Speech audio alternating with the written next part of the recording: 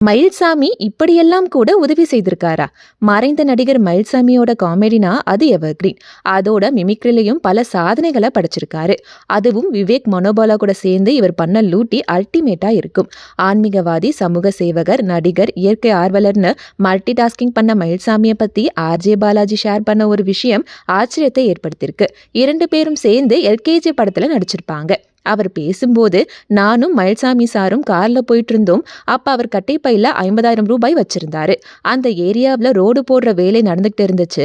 வண்டியை நிறுத்தி இறங்கி அங்க வேலை செய்துகிட்டு இருந்த ஒவ்வொருத்தருக்கும் 500 ரூபாய் எடுத்து கொடுத்துட்டு ஓகே பாய்னு சொல்லிட்டு வண்டியில ஏறிட்டாரு. நான் உடனே சார் என்ன இதுன்னு கேட்க, ஆமா பாருங்க எவ்வளவு சந்தோஷமா இருக்காங்க பாருங்கன்னு சொன்னாரு.